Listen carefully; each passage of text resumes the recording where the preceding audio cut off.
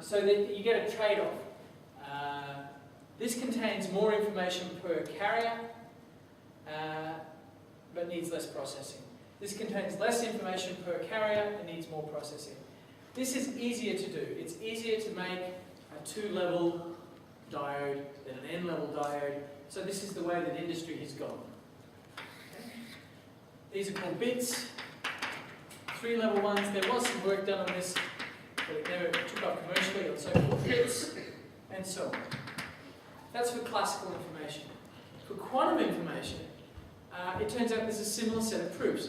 You can build a quantum computer using qubits, qdrits, qdits, where D-level system is a qdit. There's no disadvantage, there's no advantage. So why would you want to think about encoding information in multiple levels? Well, it turns out a lot of the systems that people are trying to use to encode information really are multiple level systems. An atom is not a 2-level system. It's lots of levels. And in fact, in the lab, you spend a lot of time throwing away all the extra levels and really just trying to bring out 2 so that they're isolated from everything else. So you might be better off using those extra levels and moving to a different model of how you process the information. It turns out too in optics, we don't really have 2-level systems in the photon. That spatial round dot you see on the wall there is the lowest spatial mode in the field. And we spend a lot of time making sure that that's the one we have. But in practice, you can get higher order modes, and they look a lot like this. This is a set of modes called the Hermite-Gauss modes. It's a rectangular symmetry, and you get dark lines through the middle of the dot. And these dark lines are spots of phase discontinuity. The top of the dot here has 0 phase, and then there's a pi phase shift on the other side of the dot. And in between, because both occur at the same time, the only place that can occur is where there's 0 field, so you go to a dark amplitude. They're the Hermite-Gauss modes, they're very pretty. There's the Laguerre-Gauss modes, I think they're even prettier. That's the cylindrical symmetry. And in general, you can generalize those to something called the Inser-Gauss modes, which is you take one parameter and you tune it between 0 and infinity. When it's 0, you have the rectangular symmetry, and as you start turning it up, you can see these lines here start bending around to form a circle. These lines here start bending out to form a cross. And this is, in fact, the most general description of the kind of beams you can get out of a laser.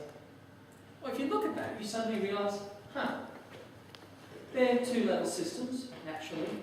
They're 3-level systems, they're 4-level systems. And you see, you've got your D-level system for encoding information in light beams. It's also worth pointing out that if you take any one of these and combine them with complex phase, for example, if you take this plus I times that, or this minus I times that, you get vortices. So now, instead of a line of discontinuous phase, you get a single point of discontinuous phase. So anywhere across this point, there's a pi phase shift. Well, the only consistent solution for that means that the phase front of this thing is a helix, vorticing its way through space, and you get lovely, lovely patterns. Alright, so a qdit is any D-level quantum system, and you might encode a qdit, for example, as shown, Hermite-Gauss mode, 0, 1, and 2.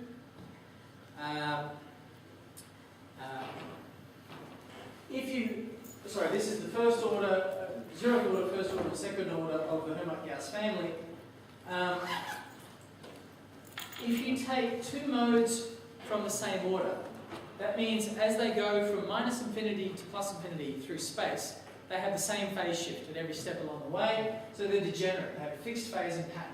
So if I take that one and add it to that one, I'll get a pattern that's constant throughout space. I can also, for example, the real combination is a diagonal stripe. The complex combination is this circular mode. And we'll refer to these as horizontal, vertical, diagonal, and right circular, where you're now referring to the phase discontinuities as opposed to the polarization. You can also, and people have done this, use modes from different orders. For example, take the TM00 mode and one of the vortice modes and add them together. And now you get these funny patterns where the discontinuity is kind of moved off to one side. The problem with them is as you propagate through space, that discontinuity moves around. So you need to be aware of that when you're building your experiments. We've already talked about quantum state tomography. You measure the Stokes parameters.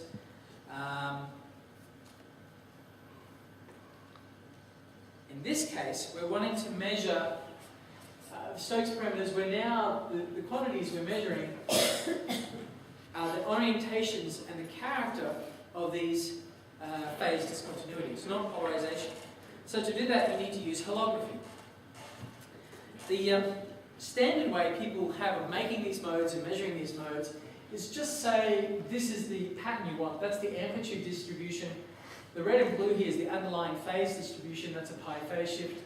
Similarly here, these are the right and left circular, except the color coding's changed now. That's now 0 to 2 pi around there instead of 0 to pi.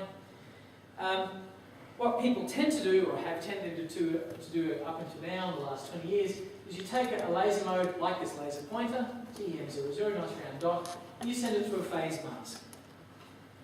And afterwards, oops, oh yeah, animation shifted. Afterwards you get these kind of funny little patterns, and you can see there's a kind of blurring, there's extra little ringing outside the desired pattern. And that's because these plane wave holograms are an approximation.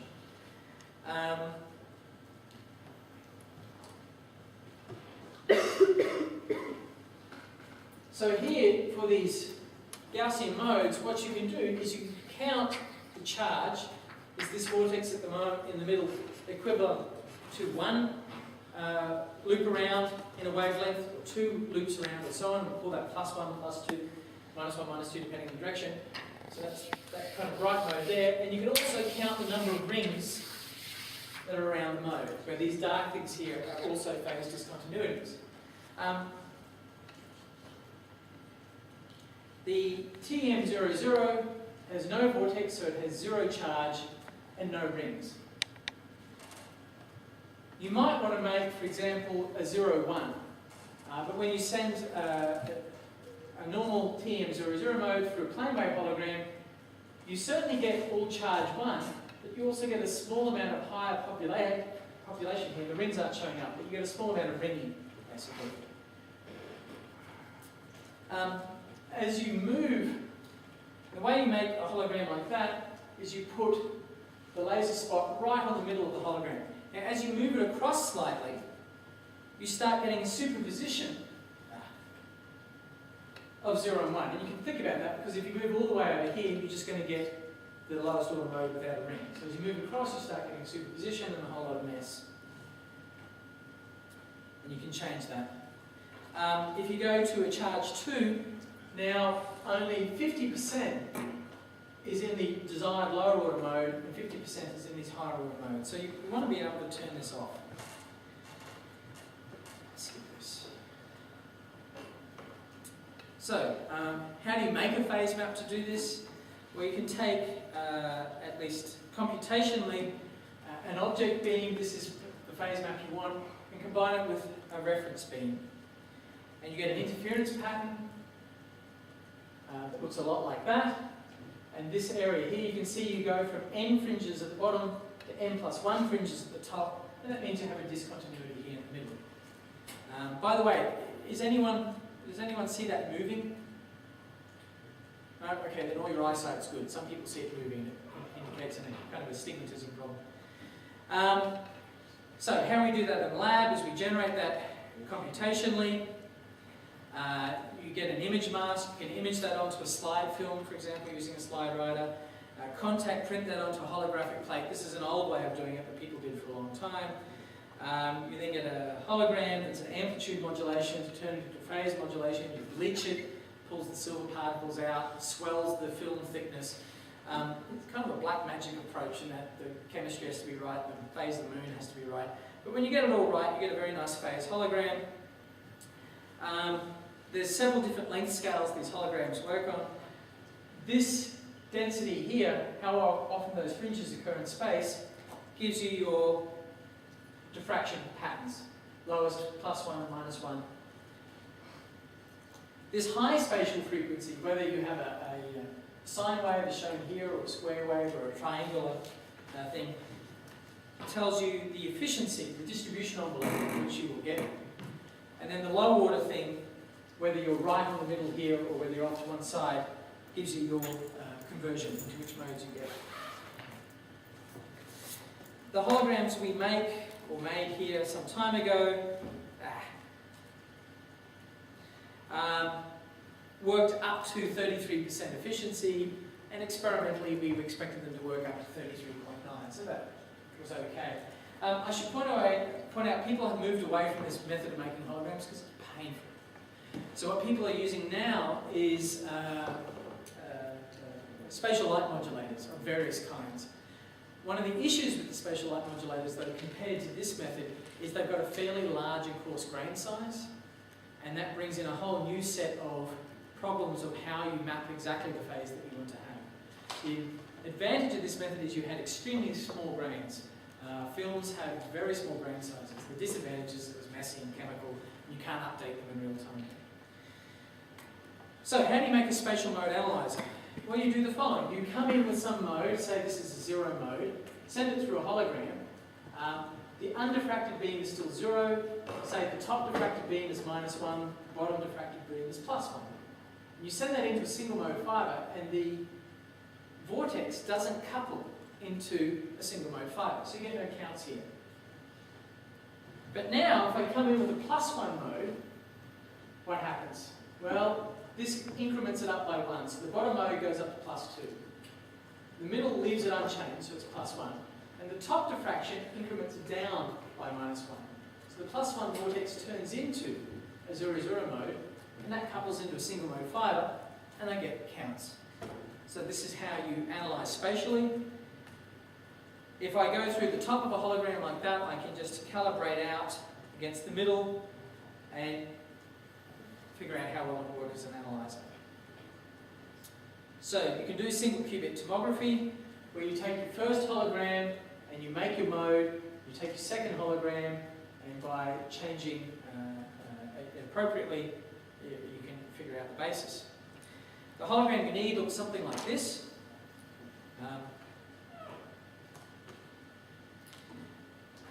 That's a right charged vortex, a left charged vortex.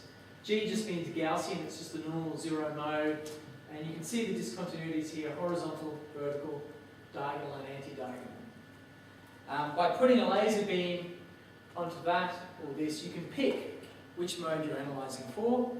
And when you do it, just as we saw before, we had density matrices. Now we're looking at the amount of, say, let's have a look, horizontal and vertical, and the coherence between them. And these are the modes you produce, these are the density matrices you get. The fidelity is above 99%. So you can efficiently put information into these spatial modes and pull information back out. To do a non-degenerate encoding, you just move where you go. If you're in the middle, you get a 1. If you're over here, you get a 0. And as you move into some point, this way you get 0 plus 1. This way you get 0 plus I1. So it's quite nice. The spatial way you move actually just exactly maps out the phase. I'll skip this. This is a technical point, but the slides are awfully pretty. So that's the single qubit tomography. That's how you encode information into a single qubit. Why would you expect that you'd be able to make entangled spatial photons, or photons entangled in the spatial degree of freedom? Well, here's an argument as to why you might expect it. You take a high-energy pair of high-energy beam of photons, send it through a nonlinear crystal, in this case beta-bearing borate, you get out a cone of down-converted photons. It conserves energy and momentum if you take into account the crystal. So in one arm, say the top here, you might see any of these modes you can analyze for, as I just described with the hologram. Think about what the momentum does. If, for example, I detect a photon down here, that means in the other arm, to conserve momentum, there has to be a photon up here, and so on. And if you think about what that means, what the other spatial patterns can be, well, they can be the following. They can be HH, VV, DD, AA, RL, or LR. Okay, time to wake people up. Grab a piece of paper, turn to the person next to you, and try and figure out a consistent transform that turns that set into that set. I mean it. Grab a piece of paper, turn to the person next to you, come on, pull it out. Try rotations and try mirror symmetries and see how you go. That includes people up the back checking their email in other time zones. Feel free to do this.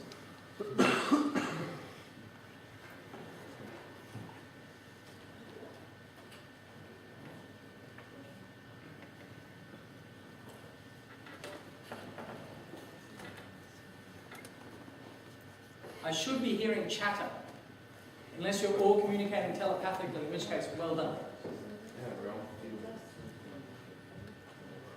Alex, feel free to slide up and talk to the person.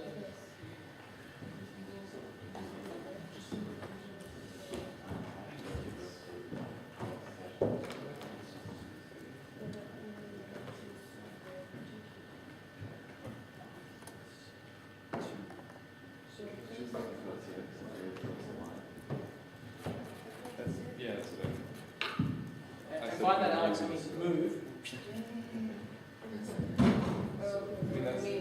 That's the same thing in 180 Oh, okay, you want to mirror it? That's the same. No. I just want to.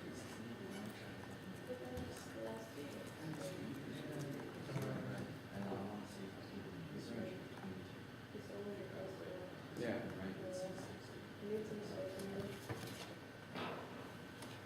Alright, so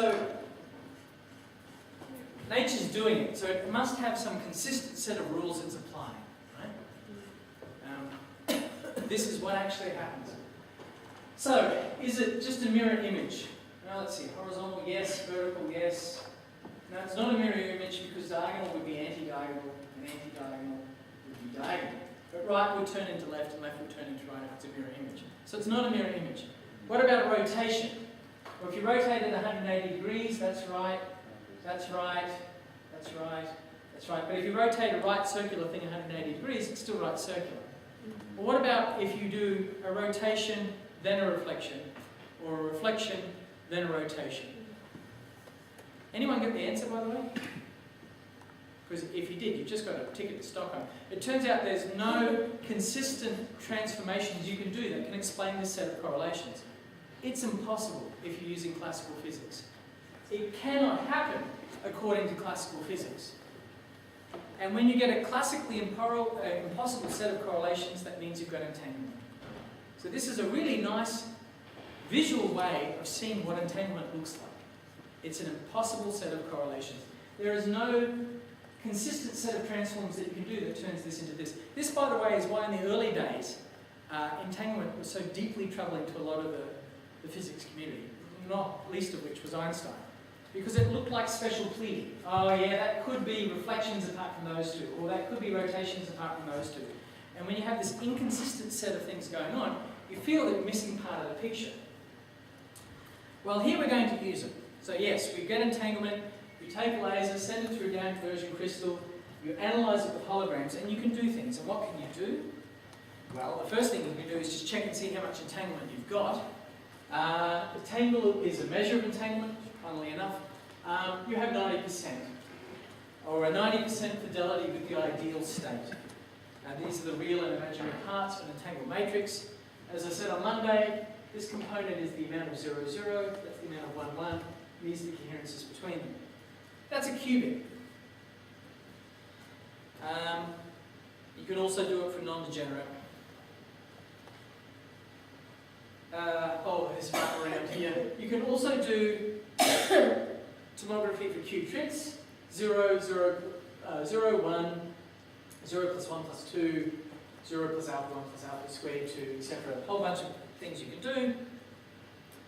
And when you do it, you end up with this kind of entangled state. Comes for free out of down-converted light.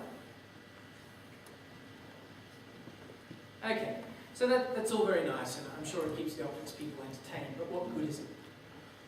Well, you can do something called quantum bit commitment.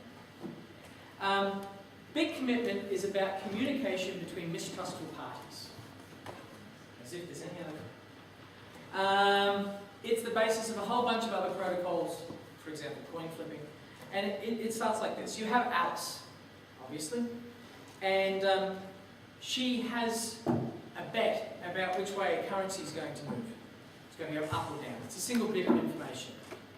And she wants to communicate it to Bob, her broker. But they don't trust each other. Probably wise.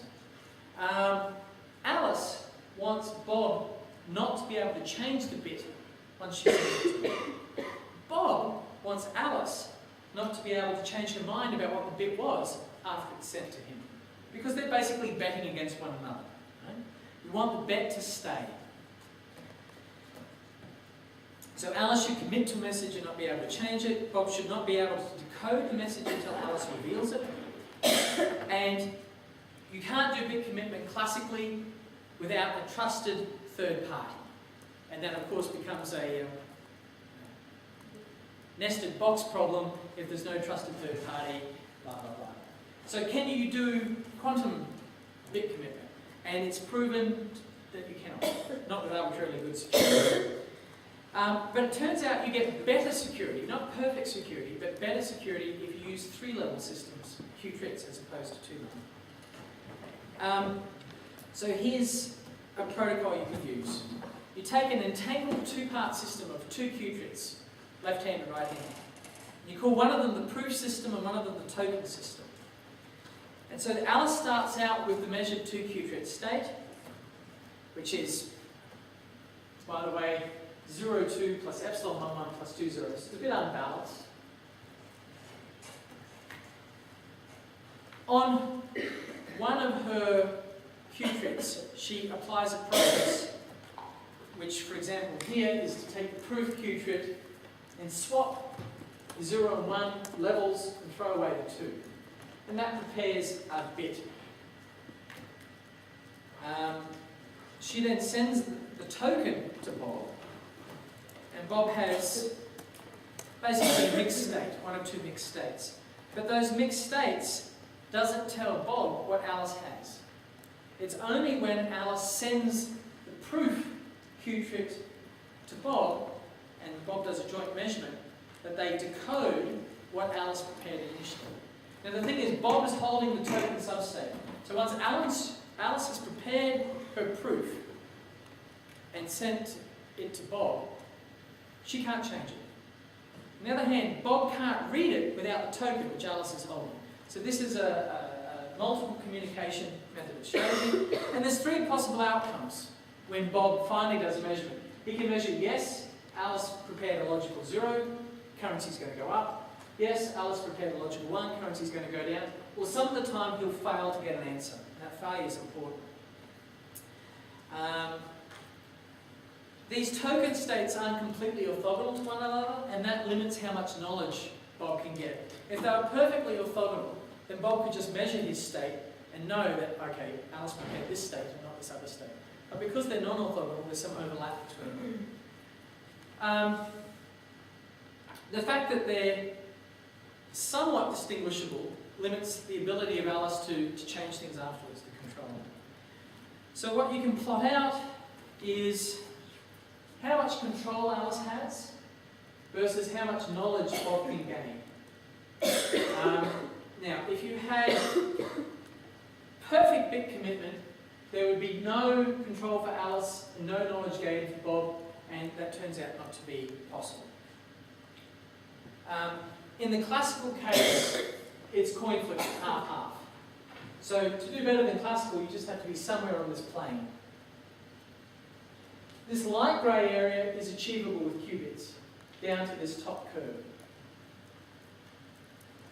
This dark grey area is achievable with Q tricks. So 3-level systems buys you something more. And this area here is totally inaccessible to any known protocol.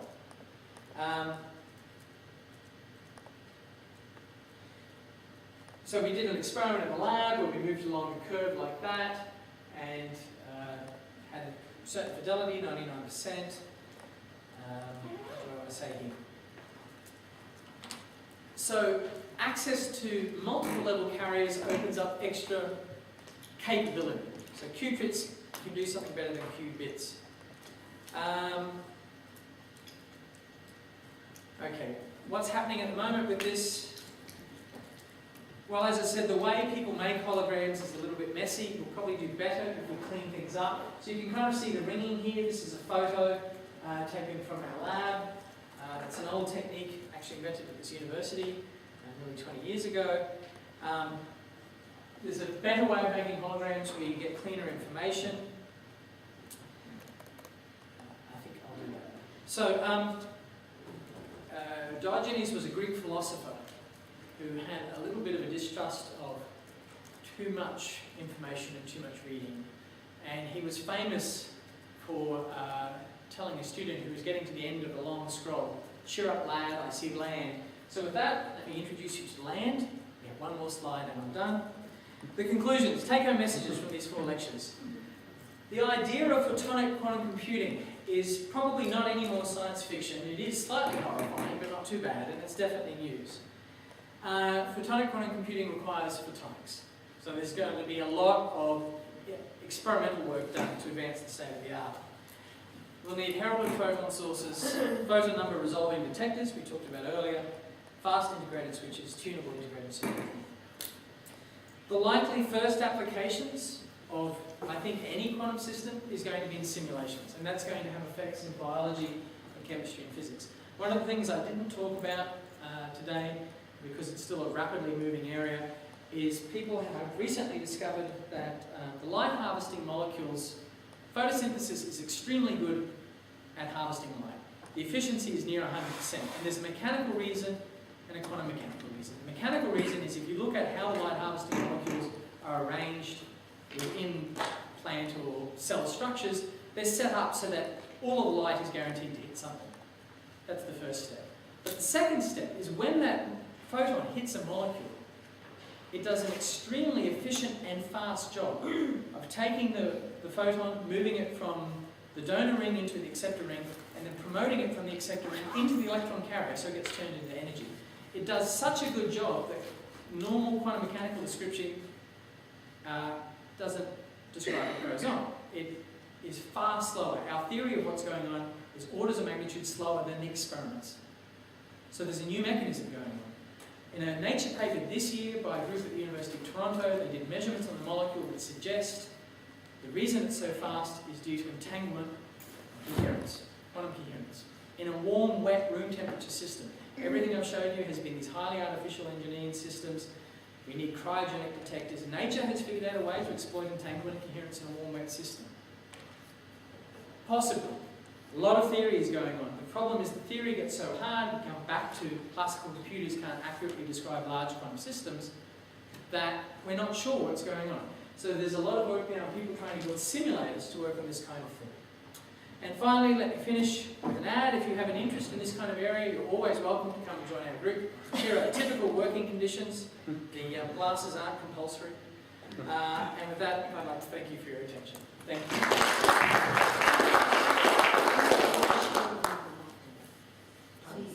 Oh yes, and there's a lab tour at 3:30 if people are still awake. Or indeed waking up. Questions?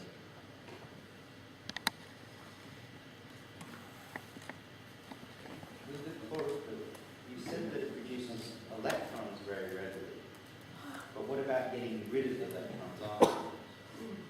Because my thinking was that you could use it as like a PV cell or something, right? The light comes in, harvests very efficiently, turns into electron very well, but then there might be a problem getting the electron out.